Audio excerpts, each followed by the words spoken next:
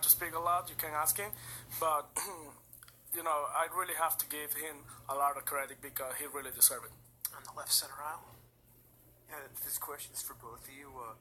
What was the plan to oppose you, Darvish, and talk about the success in carrying that plan out?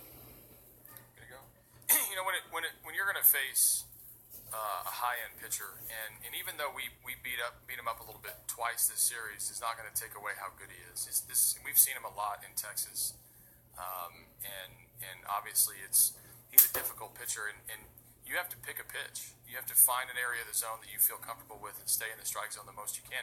If he gets you to chase, it's advantage Darvish. If he gets you to hit his off-speed pitches, it's advantage Darvish. So you have to be very disciplined, and we did that 2 games in a row where we got hittable pitches and did damage. But in the first game there was a lot of extra base hits, and we drove in some runs. Today, George delivered the big blow at the end, but how we scored our first couple runs of just manufacturing runs against a top-end pitcher like that.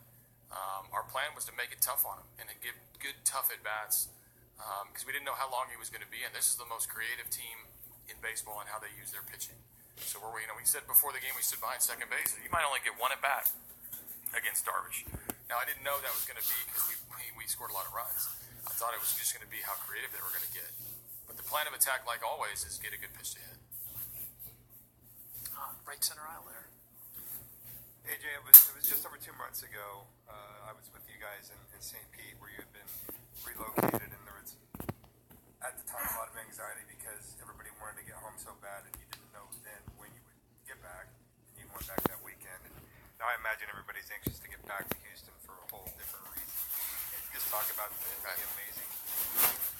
It started before Tampa. It started in Anaheim when the storm hit, and I'll tell a quick story about Jose who was separated from his family.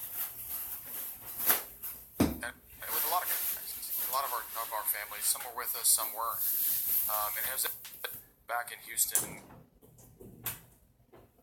getting surrounded by water, they were safe, but yet scared. And that's not easy to ask your players. Now, Jose, go out and get your normal 2 or 3 hits and deliver us a win. And we did. We won a couple games along that stretch, but if you want to humanize baseball, look at that story, and it'll show you what these guys go through daily, in their personal lives that leads to the professional lives. And then on top of that, I think we were able to really keep in perspective what was going on in Houston. The baseball was important. We were chasing the pennant. This is a team that wanted to win the division. We've been knocked out of the division a couple of years in a row.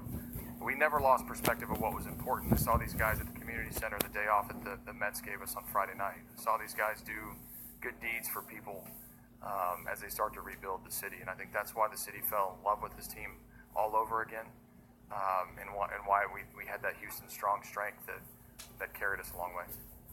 Anthony in the third row. Hey, Jay, congratulations, man. The way you used Morton was kind of similar to the way you used McCullers in your other games that way. Right. Was that something scripted if you had a lead, or was it just kind of working off? It sort of worked out that way. I didn't plan on pulling McCullers early tonight. I thought he was going to pitch a little bit deeper in the game, but what we were seeing was just some pitches that weren't being executed. We felt like we could pass the baton on to the next guy, and we just would piece it together. We had every pitcher available, basically. And so as the game started to unfold, Liriano comes in and gets a huge out. Davinsky comes in and gets a huge out, and then really what pushed Morton into the game was the pinch hitting. A pinch hit Gaddis, they walk him to load the bases, which surprised me. It worked out for him when Maven popped up, but that got Morton in the game an inning earlier than we initially had anticipated. I was comfortable with him closing the game around 3 innings, but he did it with 4. But we had reinforcements if we needed help, and as much as I scripted this game, it never plays out the way you expect. Take a few last ones on your right, guys. Please describe this championship team one-one. Please describe this team one-one. Well, champion. There we go. On the left. Hi, AJ. You just talked about Jose Altuve and his family being separated from him with the hurricane in Houston. You then, I don't know, did you have to follow it up with what happened in Puerto Rico? Sure. several of your players there. Well, we had 3 hurricanes in a row, and the last 2 hit a lot of people around the league. It wasn't about the Astros, but a lot of our family, Astro family, was there. And second hurricane hit South Florida and got clipped some of the islands, and then the third one really did a ton of devastation in Puerto Rico. And we have a ton of Puerto Rican love on our team with Correa and Beltran and Juan Centeno and Alex Cora, our bench coach. We just really had a bonding experience when you're just getting beat by these hurricanes time and time again. So our owner stepped up through every hurricane and did something positive for somebody, and we will continue to have to do that because as we celebrate this championship, somebody's still rebuilding their house in Houston, somebody's still without power in Puerto Rico, somebody is still devastated in South Florida. We'll continue to do our part to rebuild these places. Take 2 final ones. Harash to your left, guys. Jose, I see your phone there. You've been checking it a couple times. When you win a world championship, how many messages do you come in? How many I texts? don't know. I've been checking my Instagram followers. They went up 20,000 the last 10 minutes. That's what I'm doing. And the last question from Bradford on your right. I have a question for Jose. Back in 2011, before your Instagram account had so many followers, when you were called up, that was the first of 3 100-loss teams in a row as you were trying to establish yourself.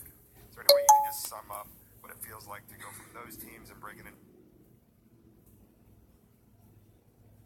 It's a crazy journey, man. But I think I was the only one in 2011, 12, and 13. Those 100 losses 3 years in a row. It's not easy, but I kind of believe in the process. I believe in what Jeff Luno and Gene Crane used to talk to me. Hey, we're gonna be good. We're gonna be good.